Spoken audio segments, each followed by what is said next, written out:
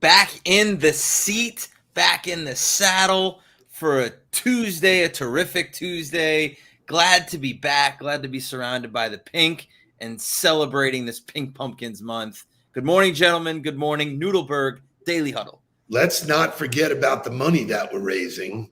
You know, I mean, it is very significant. I am going to a board meeting tomorrow, and my board meeting, I am wearing my pink blazer. Boom. Yeah. So I'm showing will up. AK be there? Is AK? He's at market. I don't know if he'll be back in town. It's an important board meeting, so I hope so. He is the chairman of the executive committee. I am joining the executive committee for JA. So I hope he's there, but I'm wearing it anyway. He's done a great job of continuing to post about the Pink Pumpkins and about all of the fundraising that we're doing for American Cancer Society of Southeast Florida. It's a great fundraiser to be a part of. Speaking of fundraisers, I was a part of a fundraiser yesterday for the Dallenbach Foundation. Huge shout out to First Lanik. Huge shout out to the Dallenbach Foundation. Holly Thomas did an unbelievable job of organizing the entire event. It was great. It was really a lot of fun.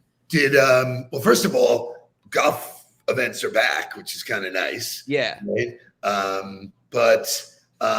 Did Holly tell you stories about back in the day with me? Oh, yeah. Marino? Oh, yeah. He was in the thick of it. I don't know how she got in the middle of all that, but she was just so great at networking. She volunteered for the Marino Foundation and for the tournament when she was young, in her 20s, she was talking about. And well, that's when that tournament was televised. There was every celebrity in the world. I was talking to either you or Jake, it's probably Jake, that at one point I had drinks with like all of the quarterbacks from that draft. Sure. Jim Kelly and Boomer Esiason. It was just an unbelievable group, you know. Yeah. So this is the first time Holly's ran the entire event. She was in charge of organizing the entire thing, and she did a really fantastic job. So for those of you who don't know about the Dallenbach Foundation, you should reach out to Holly, reach out to Jeff, look for ways to get involved. It was an unbelievable event. And I had the privilege of playing with Jack Maloney, the CEO of First Lanik, and we had a great day yesterday. I mean, first of all, his birthday is on the 10th. So we were talking about all of the different birthdays on the 10th. We were talking, he's an Ivy League guy. He went to Dartmouth. One of the guys that I coached with at Nevada coaches at Dartmouth now. We just had a fantastic day on the course, and we're going to get together again in early November. So really great stuff. So while you were out having fun and playing golf and enjoying the sunshine. Let me remind you that networking is one letter away from not working. I heard that somewhere before. That sounds good. Actually, I was the one who got invited. I couldn't play, so I know I'm happy that you were there. Weston Hills, hadn't played it in a long time. Beautiful, in shape, gorgeous, in unbelievable shape. It was a little wet. It was definitely a little wet, but that's what you get when you're out west because you get all that rain. But it was a beautiful course. The Broward Sheriff's Office, they put together a really cool attraction at the end. They put a bunch of numbered golf balls. They hovered over the 18th green and dropped golf balls from the helicopter to see which fell in. It was super cool. It was a really cool event. So it was awesome. Very cool. Well done. So while you were fundraising, Jake, Shay, and I were fundraising. We had our friend Gino Valdez, who's one of the coolest CEOs I know. This guy is a legit master. Way back when, you talk about networking, way back when Barry Gottlieb introduced me to Gino, we had no business to do at that point. We just enjoyed each other through the course of time, stayed in touch, got into a deal together. He is actually helping us with our new business. He loves our new idea. We really strategized the whole back end of it. So we raised some funds yesterday. That's awesome. Glad to have a great day yesterday. Ready to move on to today. But before we can do that, let's get to some wake up music. One thing, thanks for all the birthday shout outs to everybody. Thank you. Shay. Hell yeah. Wake up, everybody. Get up.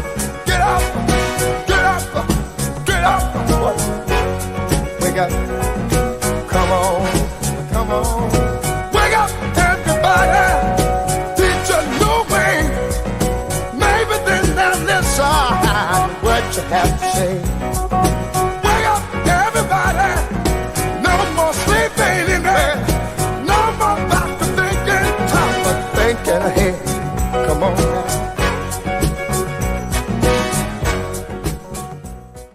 So a shout out to a new regular.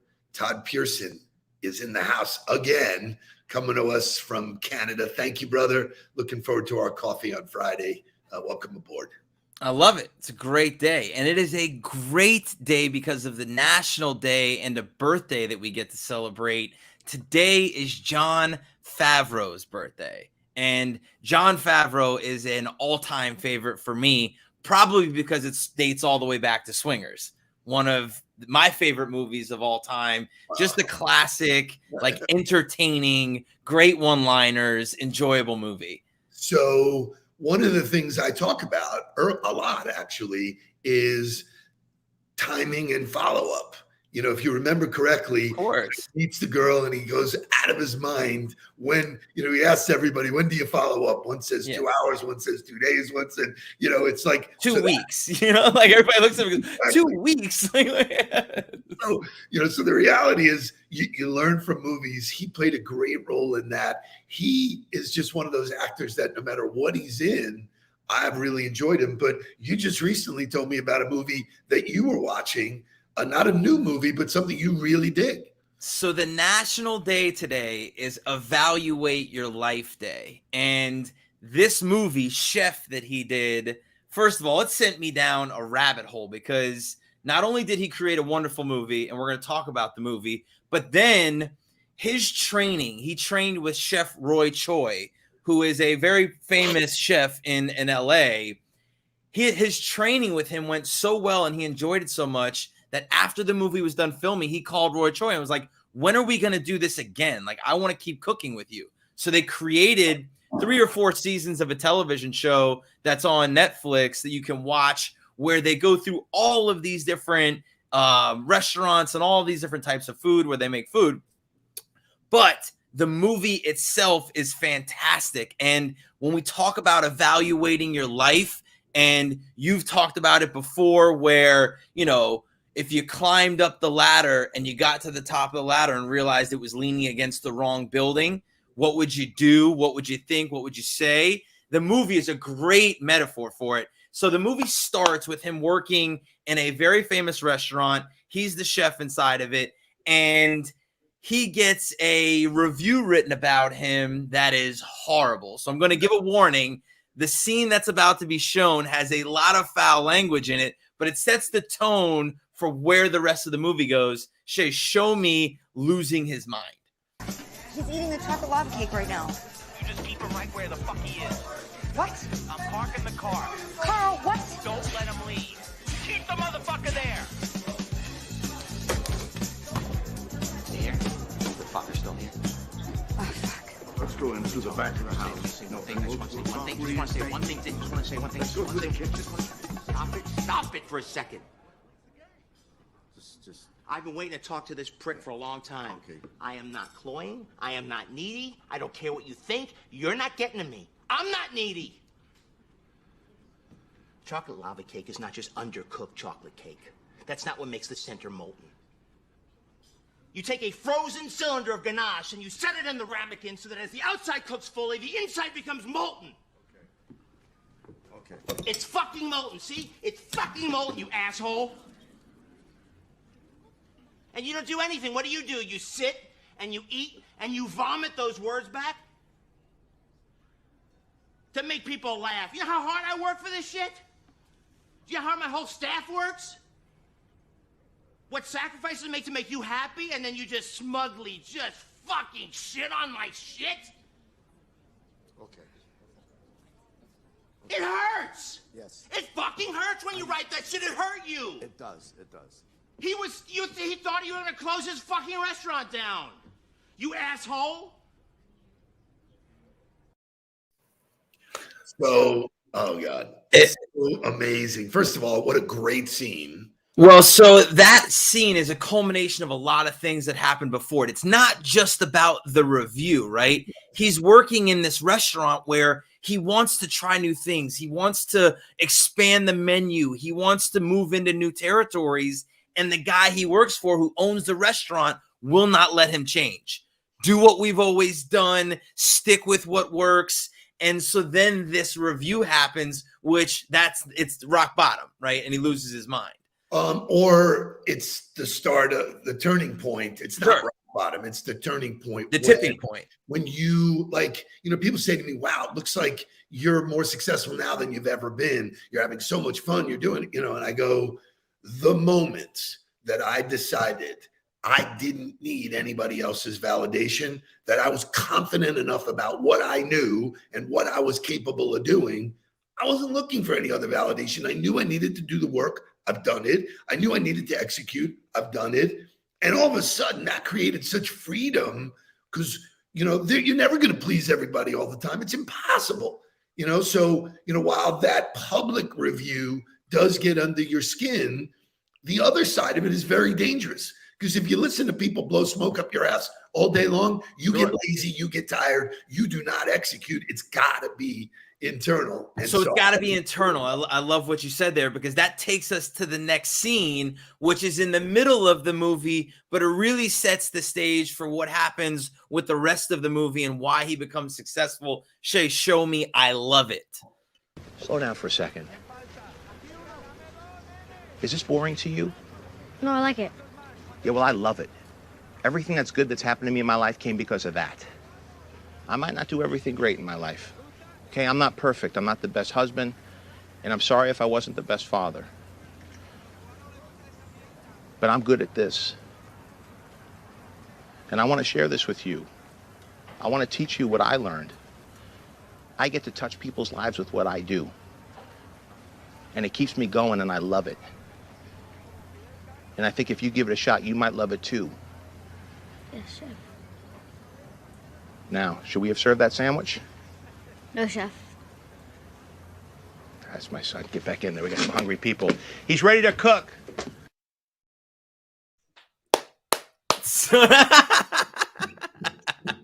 I knew that would get you. But it's so true, right? It's like, and that to me is what people are missing is you can't just like it. You can't just be lukewarm about it. You got to love what you're doing. You got to absolutely love it, and love it because of what it does for other people and the way you're able to affect other people. Shout out this morning to Robert Speranza. Him and I had coffee yesterday. He's a Lafayette alum, right? We've been bouncing back and forth trying to get together. We had a whole conversation about sales. He didn't love sales when he got into it until he looked at it in a different way. He figured out what he loved about it, and then he took off with it. And it completely changed the way he went about doing his business. So I love that scene so much because it's emotional, but it's so true. The impact that kind of scene makes, legitimately early in my career when I was at the height, I was all over TV and radio. Everybody knew our company. We were growing like crazy.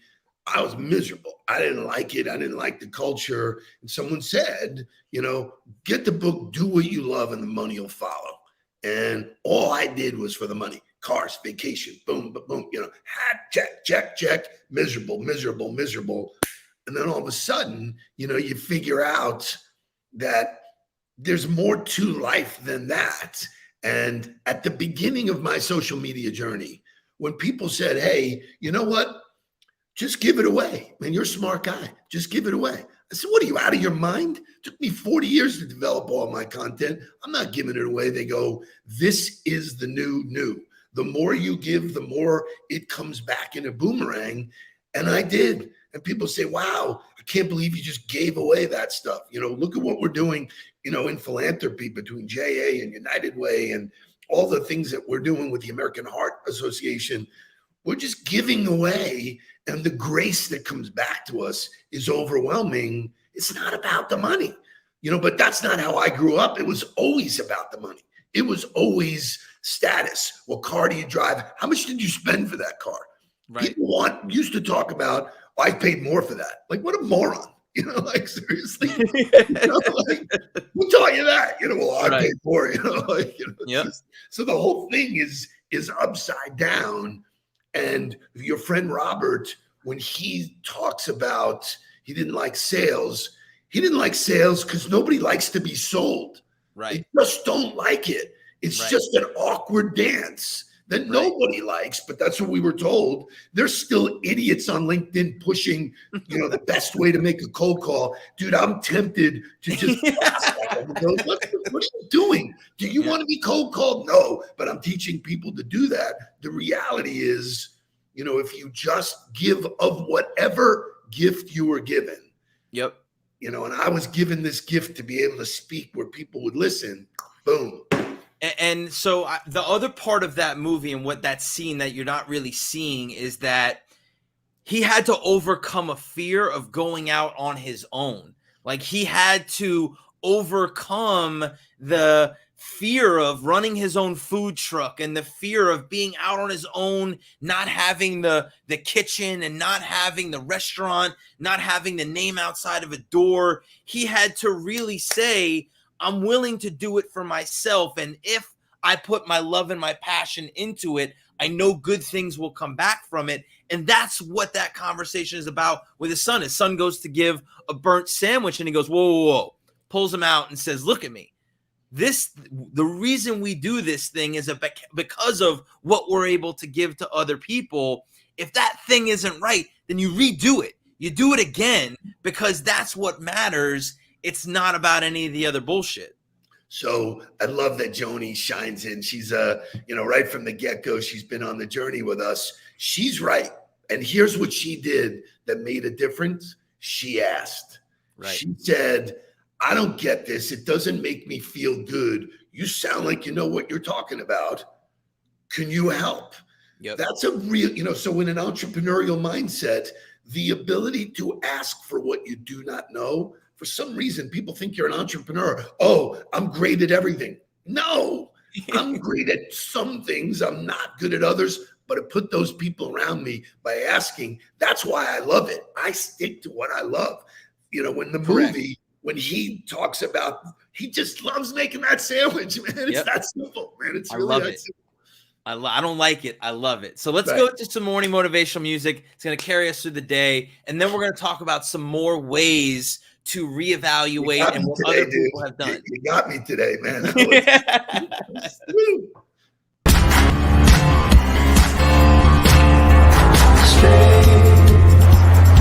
From the path of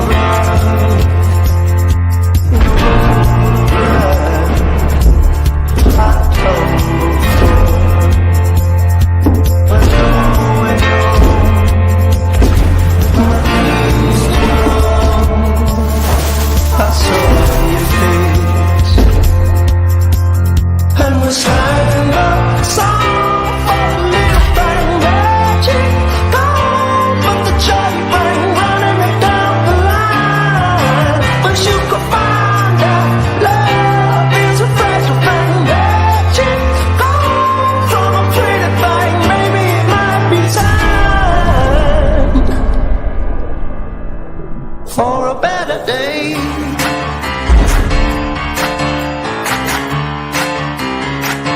For a better day. For a better day. For a better day. For a better day.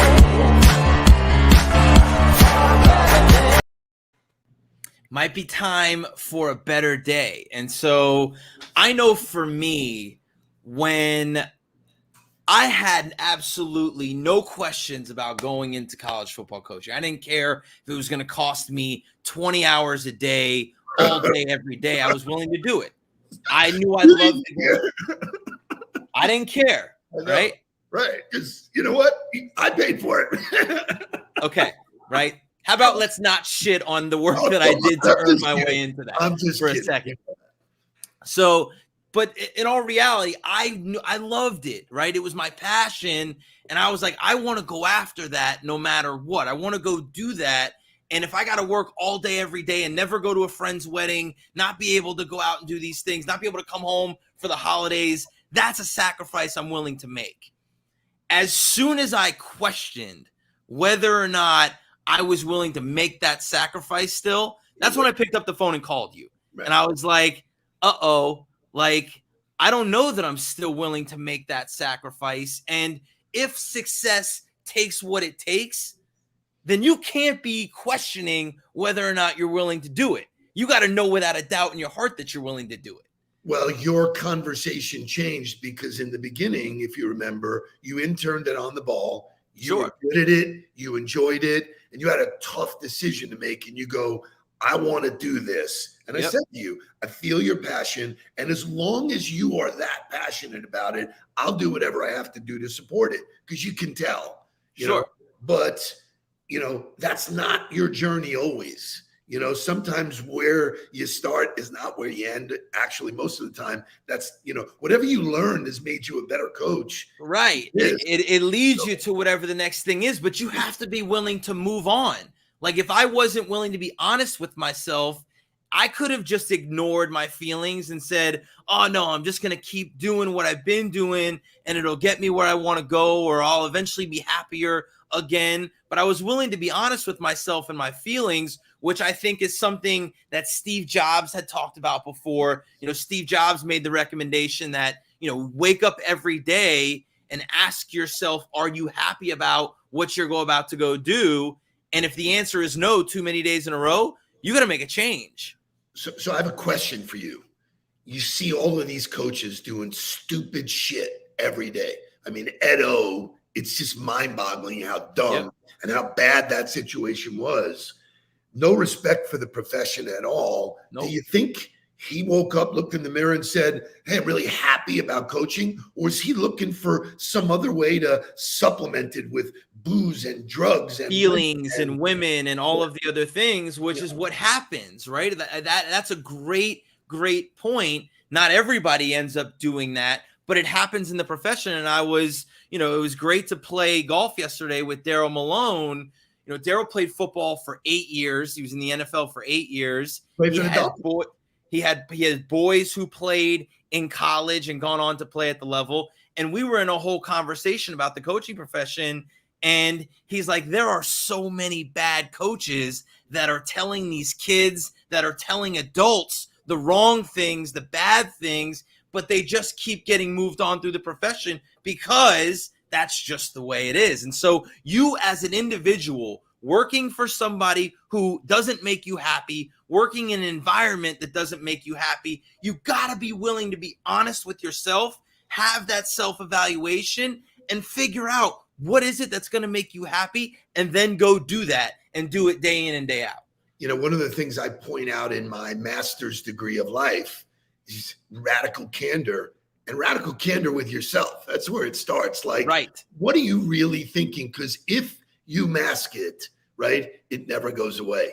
It pops his head out in really bad places. And that's why you see these people who have no respect for themselves, no respect for the program, no respect for the profession of coaching. I mean, Don Shula wasn't the greatest human being on the world, but you can guarantee that he brought integrity to it because he loved football coaching. He loved, and every single guy on that 1972 team came out better because of that. Bobby Bowden did that. And so coaching yourself, looking in the mirror, that's the best coaching ever, is to say, I got to find a solution because this doesn't work.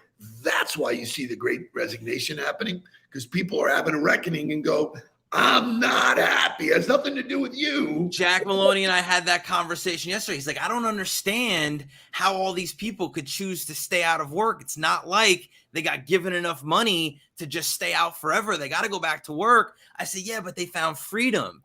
They found the will within themselves to not be unhappy every day. They found happiness, so they're going to go find something else that's going to allow them to feel the way they felt without having to go to that shitty job that they used to go to every day.